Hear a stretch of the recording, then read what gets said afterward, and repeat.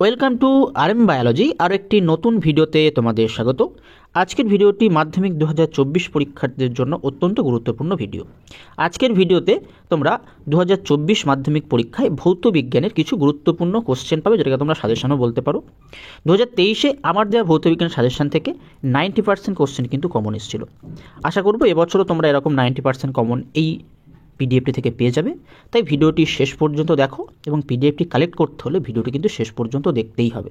তো চলো ভিডিওটি শুরু করা যাক।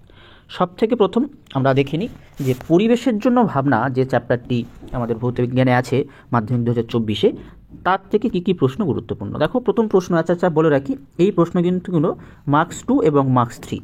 দেখো, ওজোন স্তরের ধ্বংসের কারণ লেখো। ওজোন স্তরের ধ্বংসের কারণ।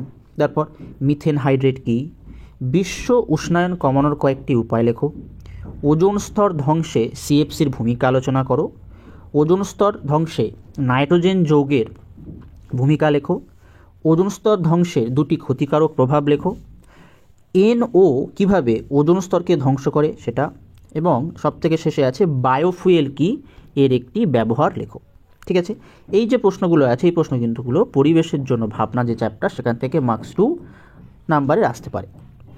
গ্যাসের আচরণ, চার্লসের সূত্রটি বিবৃত করো। এই সূত্র থেকে কিভাবে পরম শূন্য উষ্ণতার ধারণা পাওয়া যায় সেটি দেখাও। বয়েলের সূত্রটি লেখো ও ব্যাখ্যা করো। চার্লসের সূত্র থেকে প্রমাণ করো কোনো গ্যাসের আয়তন এবং পরম উষ্ণতা পরস্পরের কী হয়, সমানুপাতিক। সার্বজনীন গ্যাস ধ্রুবক কাকে বলে, অর্থাৎ আর, একে সার্বজনীন গ্যাস ধ্রুবক বলা হয় কেন। গেলুসাকের গ্যাস আয়তন সূত্রটি লেখো। বয়েলস ও চার্লসের সূত্রের সমন্বয় রূপটি প্রতিষ্ঠা করো। চার্লসের সূত্র থেকে পরম শূন্য উষ্ণতার সংজ্ঞা দাও। পরম শূন্য উষ্ণতা কাকে বলে, এরূপ নামকরণের কারণ কি। অ্যাভোগাড্রো সূত্রটি ব্যাখ্যা করো বা বিবৃত করো। -273 ডিগ্রি উষ্ণতাকে পরম শূন্য উষ্ণতা বলা হয় কেন। এই প্রশ্নগুলো কিন্তু মার্কস 2-এর জন্য গুরুত্বপূর্ণ। তারপর তাপের ঘটনাসমূহ, তরলের প্রকৃত প্রসারণ গুণাঙ্ক, আপাত প্রসারণ গুণাঙ্কের সংজ্ঞা দাও। এদের মধ্যে সম্পর্কটি লেখো। তরলের দুই প্রকার আয়তন প্রসারণ গুণাঙ্কের মধ্যে কোনটি তরলের নিজস্ব ধর্ম তা যুক্তিসহ লেখো। দৈর্ঘ্য প্রসারণ গুণাঙ্কের সংজ্ঞা দাও। তাপ পরিবাহিতার এসআই একক কী। তাপ পরিবাহিতাঙ্ক বলতে কী বোঝো। কোনো পদার্থের তাপ পরিবহন ক্ষমতা সর্বোচ্চ। লোহার দৈর্ঘ্য প্রসারণ গুণাঙ্ক এত বলতে কী বোঝায়। লোহার আয়তন প্রসারণ গুণাঙ্ক এত বলতে কী বোঝায়। স্থির চাপে গ্যাসের আয়তন প্রসারণ গুণাঙ্ক কাকে বলে, এর মান কত। কঠিনের ক্ষেত্র প্রসারণ গুণাঙ্কের সংজ্ঞা দাও, এর এসআই একক কী। এই প্রশ্নগুলো গুরুত্বপূর্ণ এই চ্যাপ্টার থেকে। আলো থেকে কিছু প্রশ্ন দেখতে পাচ্ছ তোমরা। দেখো প্রশ্নগুলো কি কি আছে। উত্তল লেন্সকে বিবর্ধক কাঁচ হিসাবে ব্যবহার করা হয় কেন। সূর্যোদয় বা সূর্যাস্তের সময় সূর্যকে লাল দেখায় কেন। দন্ত চিকিৎসারা, যে ভুলবশত দস্ত হয়ে গেছে, যেটা হবে দন্ত চিকিৎসকরা কী ধরনের দর্পণ ব্যবহার করে।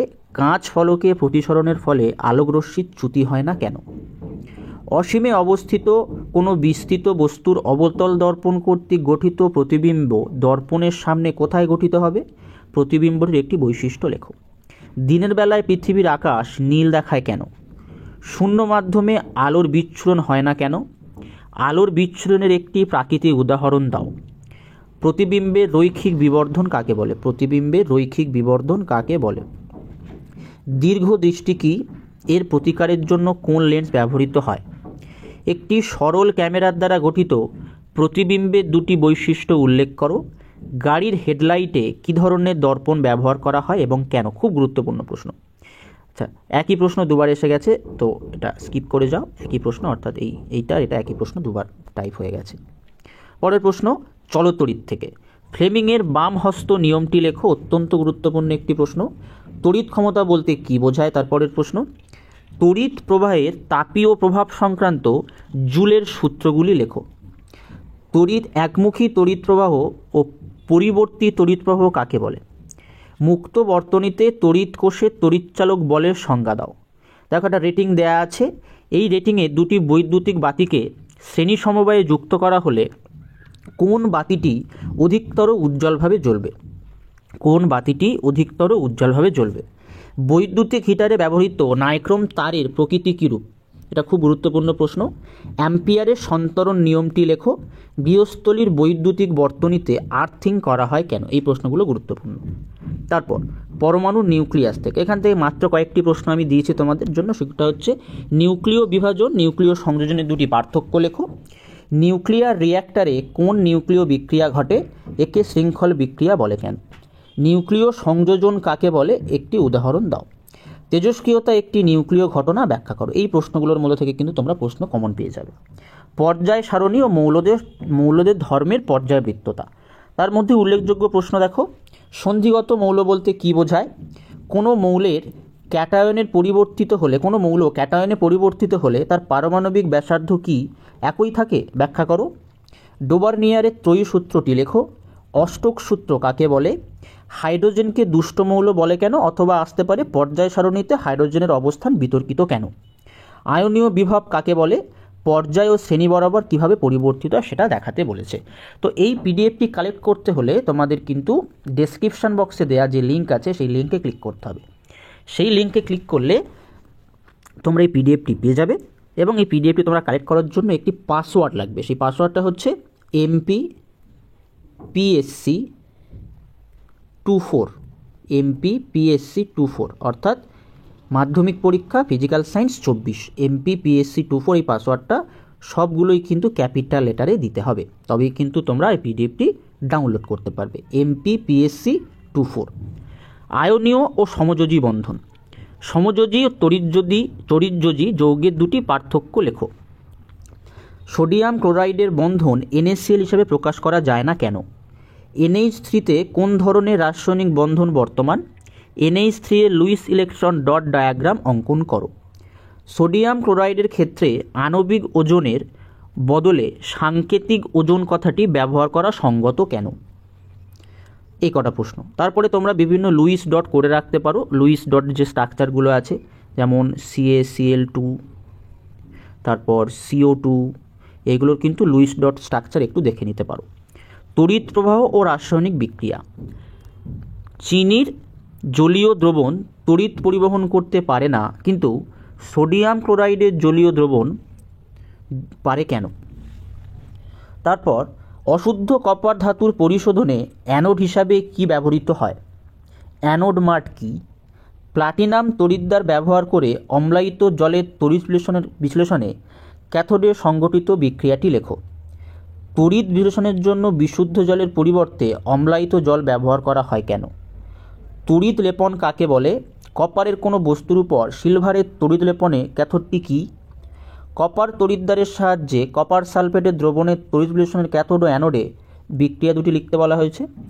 তড়িৎ বিশ্লেষণের পদ্ধতিতে অশুদ্ধ কপার ধাতুর পরিশোধনে অ্যানোড হিসাবে কী ব্যবহৃত হয়? এই প্রশ্নটা এখানে একটু অসুবিধা ছিল, সেটা আমি এখানে লিখে দিয়েছি। ঠিক আছে। বিশুদ্ধ জলে অল্প পরিমাণে সালফিউরিক অ্যাসিড যোগ করলে উৎপন্ন দ্রবণের তড়িৎ পরিবাহিতা বিশুদ্ধ জলের থেকে বেশি হয় কেন? তড়িৎ বিশ্লেষণের সাহায্যে অ্যালুমিনিয়াম নিষ্কাশনের জন্য যে গলিত মিশ্রণের তড়িৎ বিশ্লেষণ করা হয় তাতে বিশুদ্ধ অ্যালুমিনা ছাড়া আর কি কি থাকে? এই তড়িৎ বিশ্লেষণের ক্যাথোড ও অ্যানোডে কি কি থাকে বা কী কী ব্যবহৃত হয় ক্যাথোড ও অ্যানোড হিসাবে? কোনটি তড়িৎ বিশ্লেষ্য ও কোনটি তড়িৎ অবিশ্লেষ্য পদার্থ? উদাহরণ দেখো কী কী বলা আছে। চিনির দলীয় দ্রবণ, গলিত সোডিয়াম ক্লোরাইড, তরল HCl আর পারদ। তারপর পরীক্ষাগার ও রাসায়নিক শিল্পে অজৈব রসায়ন। জলীয় কপার সালফেটের দ্রবণের মধ্যে H2S গ্যাস চালনা করলে কি ঘটে তার সমিত রাসায়নিক সমীকরণ সহ উল্লেখ করতে বলেছে। উত্তপ্ত সোডিয়ামের উপর অ্যামোনিয়া গ্যাস চালনা করা হলে কি ঘটে সমীকরণ সহ লেখো। অত্যন্ত গুরুত্বপূর্ণ প্রশ্ন। NH3 গ্যাসকে গাঢ় H2SO4 বা P2O3 দিয়ে শুষ্ক করা যায় না কেন? পরীক্ষাগারে N2 প্রস্তুতি রাসায়নিক উপকরণ ও বিক্রিয়ার সমিত সমীকরণ দাও। অ্যামোনিয়া গ্যাস বিজারণধর্মী প্রমাণ করো। লেড নাইট্রেটের জলীয় দ্রবণে H2S গ্যাস পাঠালে কি ঘটে সমীকরণ সহ লেখো। ধাতুবিদ্যা। CuSO4 এর জলীয় দ্রবণে জিঙ্কের একটি টুকরো যোগ করলে কি হবে? থার্মিট পদ্ধতির নীতিটি লেখো। রাসায়নিক সমীকরণ দাও। সবথেকে গুরুত্বপূর্ণ প্রশ্ন। একটি চকচকে লোহার ছুরিকে CuSO দ্রবণে ডোবালে লোহার ছুরির উপর তামার লাল আস্তরণ পড়ে, কিন্তু এফিএসও দ্রবণে তামার ছুরি ডোবালে কোনো আস্তরণ পড়ে না, ব্যাখ্যা করো। সব আকরিকই খনিজ, কিন্তু সব খনিজই আকরিক নয়, উক্তিটি ব্যাখ্যা করো। অ্যালুমিনা থেকে কার্বন বিজারণ প্রক্রিয়ায় অ্যালুমিনিয়াম ধাতু নিষ্কাশন করা হয় না কেন? লোহায় মরচে সৃষ্টির সময় সম্পন্ন হওয়া বিক্রিয়াগুলি লেখো। মরচে পড়ার দুটি আর্থিক ক্ষতি উল্লেখ করো। কিভাবে মরচে পড়া নিবারণ করা যায় তার দুটি উপায় লেখো। পরবর্তী ভিডিওতে তোমরা লাইফ সায়েন্সের কিন্তু 100% কনফার্ম, লাইফ সায়েন্সের 100% কনফার্ম সাজেশন পেয়ে যাবে। তার জন্য চ্যানেলটি অবশ্যই করে সাবস্ক্রাইব করে নাও। জৈব রসায়ন কিভাবে পরিবর্তিত করবে বা কিভাবে তুমি রূপান্তর করতে পারবে CH2CH2OH থেকে CH2CH2, রূপান্তর করো অ্যাসিটিলিন থেকে ইথিলিন। যানবাহনের জ্বালানি হিসেবে ব্যবহার করলে পেট্রোল ও সিএনজির মধ্যে কোনটি অপেক্ষাকৃত কম বায়ুদূষণ সৃষ্টি করে? ক্লোরিনের সঙ্গে মিথেনের প্রতিস্থাপন বিক্রিয়ার শর্ত কী? বিক্রিয়াটির প্রথম ধাপে সমিত রাসায়নিক সমীকরণটি লেখো। ক্যাটেনেশন ধর্ম কাকে বলে? জৈব ভঙ্গুর ও জৈব অভঙ্গুর এমন একটি করে পলিমারের উদাহরণ দাও। পলিমারাইজেশন কাকে বলে উদাহরণ দাও। তো আজকের ভিডিওটি এই পর্যন্ত। তোমরা অবশ্যই ভিডিওটি শেয়ার করে দিও যাতে সবাই উপকৃত হয়, এবং যদি কোনো জিজ্ঞাসা থাকে অবশ্যই কমেন্ট বক্সে কমেন্ট করো। ভিডিও দেখার জন্য অসংখ্য ধন্যবাদ।